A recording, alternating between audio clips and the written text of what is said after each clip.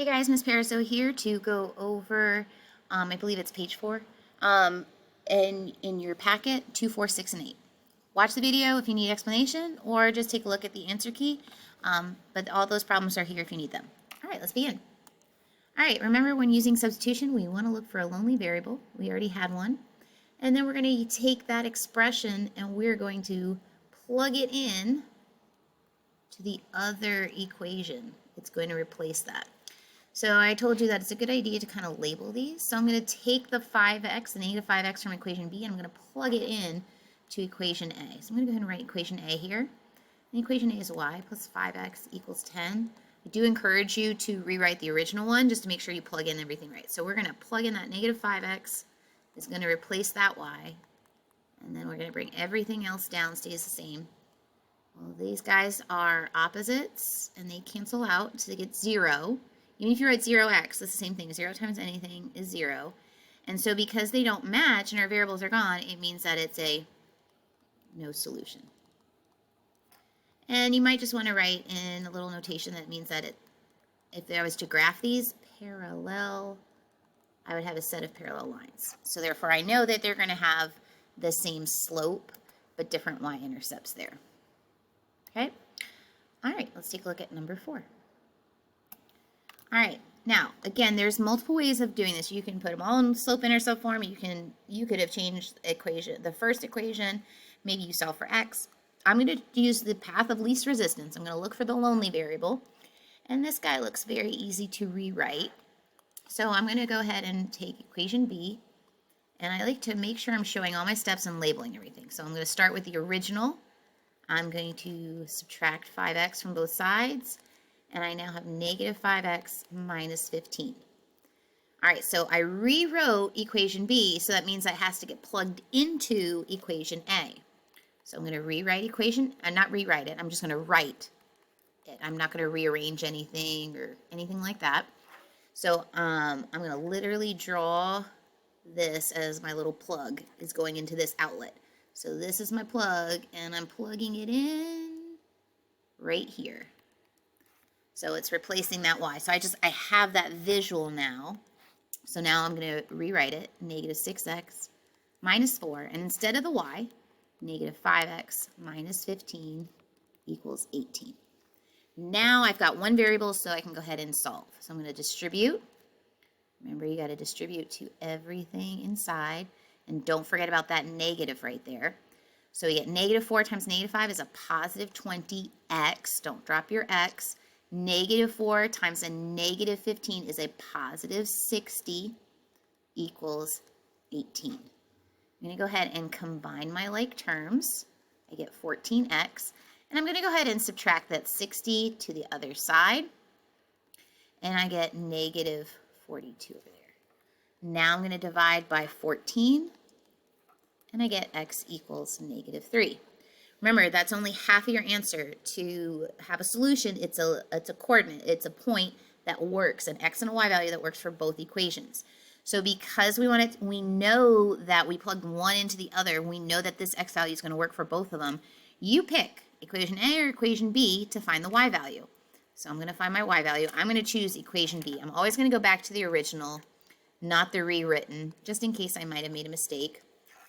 So I'm going to take that 3. So again, let's kind of do a little plugging situation here. We got negative 3, and we're going to go back, and we're going to plug it in right there. So now I've got 5 times negative 3 plus y equals negative 15. Well, that's going to be negative 15, so that must mean that y is 0. Now, put it all together in a nice, neat coordinate to show that your solution. So we got negative 3 is my x value, y is 0. So there's the solution. That's the point that those two lines would intersect. Let me go ahead and highlight that. Okay? All right. Number 6. All right. There's a lot of options here in number 6. I see that 7, like I could divide 7 out in that top equation there in equation A. So that might have been something you chose. Maybe you chose to rewrite that one. But since I'm kind of going with the idea of the lonely variable, I'm going to go ahead and solve for x in number 6. So in equation B there. So I'm going to go ahead and do negative x plus 2y equals 23. I'm going to subtract the 2y. Okay, and then I'm going to divide everything by a negative 1. And I get x equals 2y minus 23. So that, again, that was equation B, and now I have the x value. So again, you could have done this completely different, but we should still get the same answer. So again, if you didn't, try going back and maybe solving for x or y in equation A. That might have been the easier. I think I have some fun multiplying to do here. All right, so here's the original equation for equation A. All right, this is my plug, and it's going to go into the x, okay? All right, so I'm going to have 7 times 2y minus 23 plus 7y equals 7. You distribute. I got rid of that x. It's all the same variable, so it makes my life easier. That's 14. That's 161. All right, we're going to combine like terms. We get 21y. I'm going to add 161 to both sides. And we get 168. And then I'm going to divide both sides by 21. Y equals 8. Again, that's only half of my answer, so I need to find the other half. So again, your choice on what you want to plug into there. We have the y value. I guess we'll go with equation B. Always start with the original. And again, here's my new plug. I'm saying that y is equal to 8. So I'm going to take that and go, and wherever I see a y, I'm going to replace it. Oh, that's a bad looking plug there, huh? With my value of 8. So I get negative x plus 2 times 8 equals 23. Negative x plus 16 equals 23. Subtract 16 from both sides, and then divide by a negative 1. X equals negative 7. So my solution is negative 7, 8. That is the point where they will intersect. Right?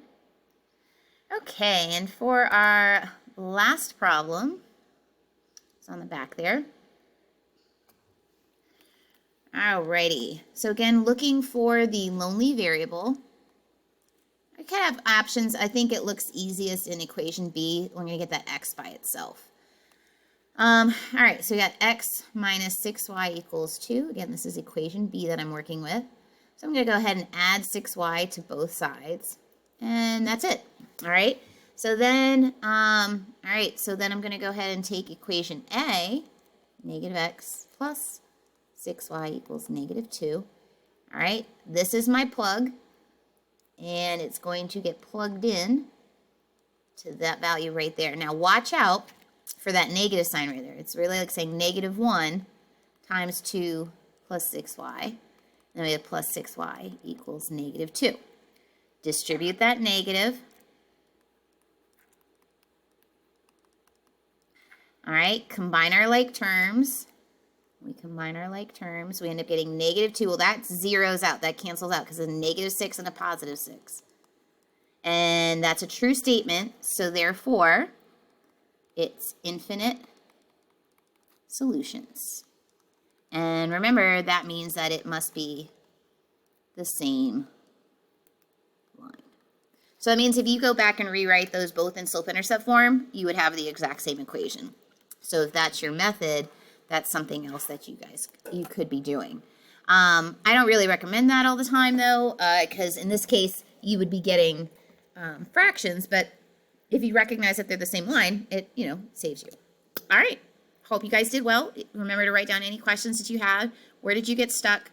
You might have solved it differently than me. If you're not sure where you made your mistake, please feel free to check in with me when I return.